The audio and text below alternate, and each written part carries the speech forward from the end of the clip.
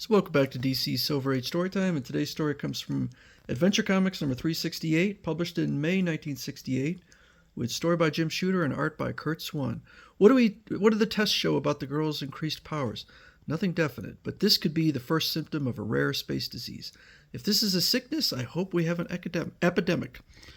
I hope not. Early space explorers sometimes contacted a similar malady, greatly magnified physical and mental abilities for about 72 hours, then weakness, dizziness, and a quick death. That's not true. Till we can find out for sure if you have the disease, you'll be quarantined. That's an order. So the girls are all quarantined, and they're not real happy about it.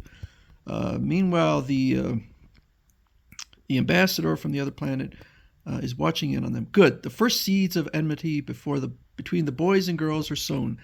Now this dose of radiation will again increase the girls' power and make those seeds grow. Since my statues are attuned to the girls, I can monitor them even through the impenetrable headquarters walls. The alarm! What's up, Supergirl? It's a signal from the prison citadel on Mount Metro. The convicts have staged a break and taken over the palace. The boys are on their way, but the boys are having a challenge because the criminals have grabbed up some weapons. Quarantine be hanged. The fellows need help, so let's go. And they're beating the Legion, including, of course, Kryptonite. But look out! What's going on?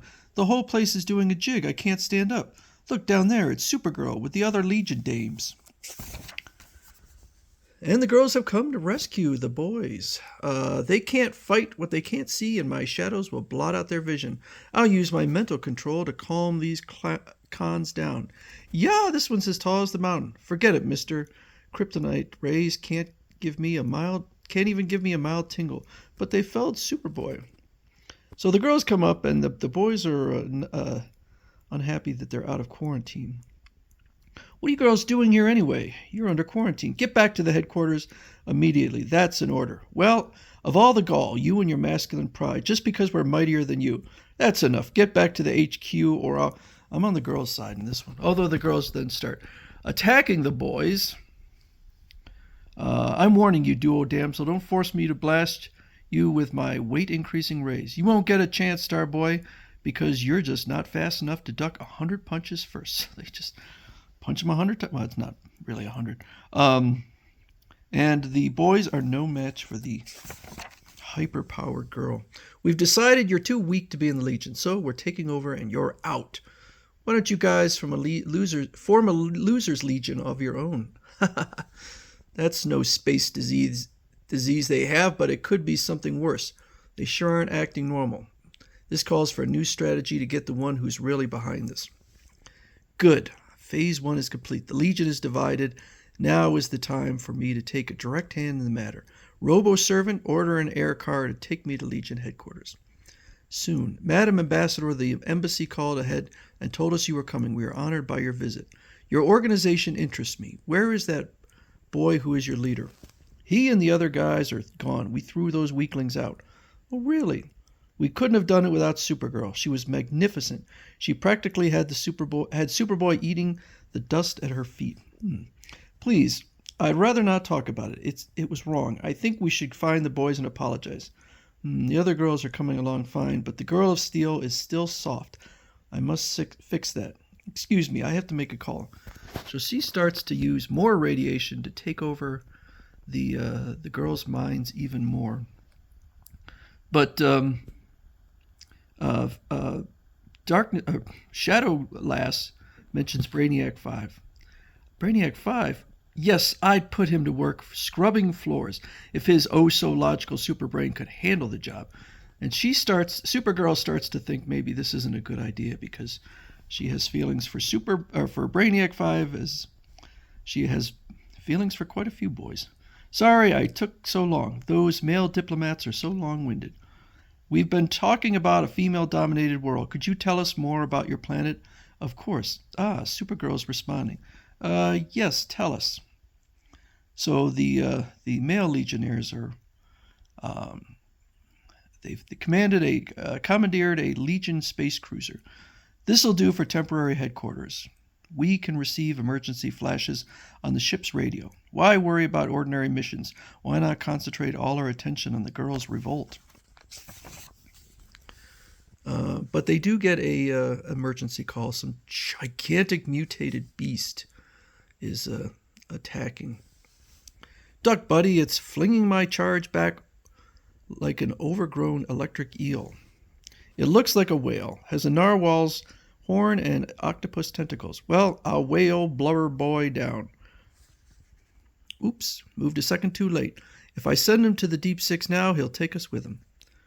We better think of something fast or we'll be finding out how Jonah felt. But the girls show up, and they are more successful than the boys, including a gigantic image of a creature from Princess Projectra.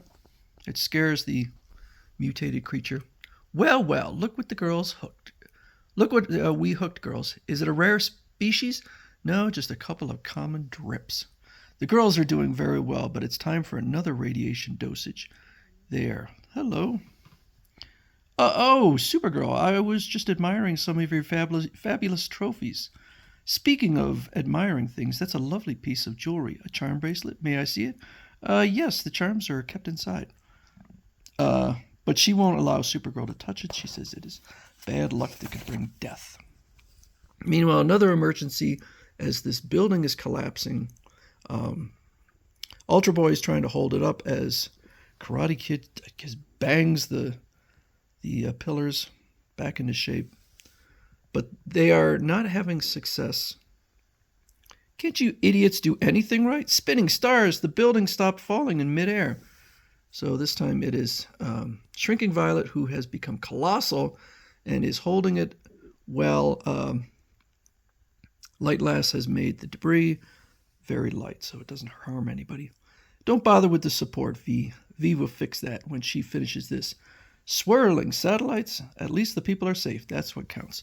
Meanwhile, Superboy is on handling his own emergency in Buenos Aires, a city built in a volcano crater. The people draw energy from the heat of the lava. It counteracts the biting cold of the mountains. But it's about to erupt, so Superboy starts to dig a tunnel to allow the lava to flow away safely, but Supergirl stops him and explains her plan, because his plan would still leave them without heat.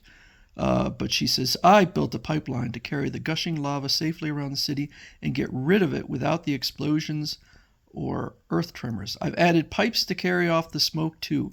Don't want any air pollution, you know. The pipeline acts as a heating coil with regulators to keep the temperature constant at 72 degrees, and there's only enough lava removed to stop the eruption without cooling the place off. Oop, outclassed again. Men, they're so pitifully inferior. How much longer can we leave them in positions of responsibility on Earth and in the United Planets? The girls are sufficiently brainwashed. It is time to act. I've listened to your just complaints against the males of your world, and I agree. You must do something. I will help you lead a world revolution of women. Hooray, down with men. Thor, you've been a great inspiration. In return, please accept this charm I made for your bracelet. Thank you, Supergirl. Now let's get down to business. We have a world to conquer. But suddenly, you won't be conquering a world, she-devil, until you conquer us boys. Finally, we figured out your plot. That is easily fixed. Take them, my girl warriors. So the girls are about to attack. Well, they do attack. I alone outnumber you, fellows. She splits into many duplicates. They've downed the boys, but will they kill them? I'll give them one final dose of radiation. I don't need the statues. I'll give it to them direct. In their present clouded state of mind, they'll never notice. Now, kill, suddenly. Blam! My bracelet! You destroyed it. Your charm was a tiny anti-metal bomb you controlled. But how? How?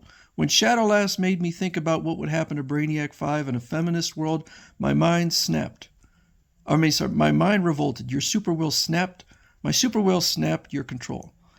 So that's her method. I must destroy that bracelet. And I did. Now the others are free and your plot is ended. I kept the poison in a false tooth, which I broke open. The penalty for my failure must be death. If I had returned home, my superiors would have had me executed. That's what she thinks. Invisible Kid and I learned that during her absence, Even her own world overthrew its matriarchal government, which all goes to show that despite our puny interference, there's a force in the universe that has a way of setting things right. Our powers are back to normal, but so are our minds, and that's the important thing. The end. What a terrible ending. Wow.